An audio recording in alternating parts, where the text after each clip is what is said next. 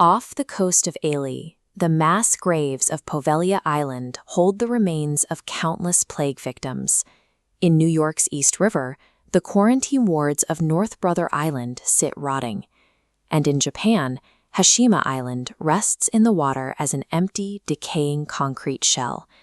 While the ghost stories differ across cultures, the physical sensations reported by those who set foot on these shores are remarkably consistent. There is a specific, measurable pattern of dread that seems to emerge whenever geography and human suffering intersect. Islands naturally operate as liminal spaces. Because they are physically separated from the mainland by an expanse of water, they exist in a threshold outside the immediate oversight, laws, and social norms of normal society. This absolute geographical barrier makes them the perfect setting for a total institution, a closed system completely cut off from the wider world. Historically, societies use these boundaries as dumping grounds for the sick, criminal, and forgotten. When you place vulnerable populations entirely out of society's sight, the consequences are predictable. With no outside monitors and no way to escape, isolation inevitably breeds unchecked brutality and systemic abuse. The very geographical definition of an island, a body of land surrounded by an uncrossable void, inherently primes it to become a biological and psychological container for humanity's darkest secrets. You can trace this pattern around the globe. In the Venetian lagoon, Poveglia was used as a relentless quarantine zone and a mental asylum, trapping an estimated 160,000 plague victims until they died. New York built North Brother Island as a parallel aquatic prison. Its sole purpose was to keep highly contagious diseases and the people carrying them isolated from the densely populated metropolis. Hashima Island served a different function. It wasn't a hospital, but a densely packed, inescapable industrial forced labor camp operated during World War II. Cultural geographers define these specific locations as traumascapes. A traumascape is a physical space where immense human suffering has permanently altered the geography itself. Norfolk Island in the Pacific functioned under this exact model, mutating from a remote, picturesque jewel into a notoriously savage and inescapable penal colony. Whether used as medical quarantines or penal colonies or labor camps, the outcome is uniform. These isolated total institutions generated mass historical trauma, and because of the surrounding water, that trauma remained geographically trapped forever. Today, long after the institutions have crumbled, modern visitors to these abandoned islands consistently report the exact same phenomena: phantom bells ringing, faint disembodied whispers, and an overwhelming sense of dread.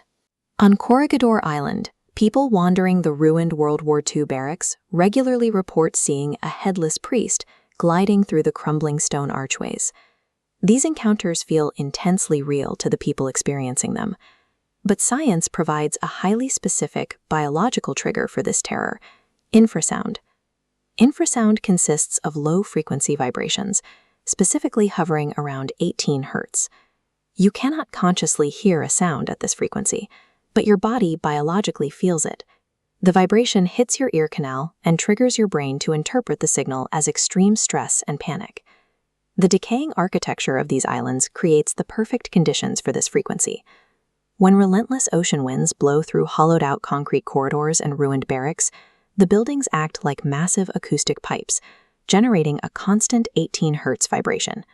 When you walk into one of these ruins, you are hit with a sudden, invisible wave of biological terror. Your brain, desperate to rationalize the spike in fear, projects a physical threat into the empty space. This aligns perfectly with the psychological concept of hauntology.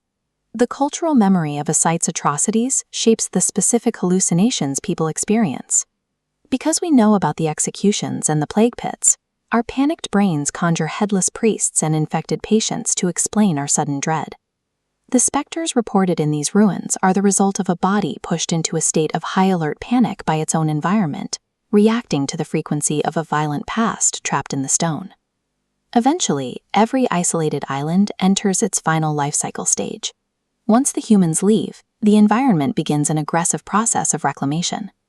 Ross Island in India embodies this erasure. Today, massive tropical jungles are actively digesting the remnants of British colonial ambition. Here, you can find massive ficus roots strangling the brutal, functional concrete of Japanese World War II bunkers, while simultaneously tearing apart the walls of romantic, roofless colonial churches. Off the coast of Nova Scotia, Sable Island offers a different kind of erasure. It is a shifting, soilless sandbar that has swallowed over 350 ships in its deadly vortex of Atlantic currents. Now, this geographical trap is ruled entirely by the resilient descendants of horses left behind by failed human settlements.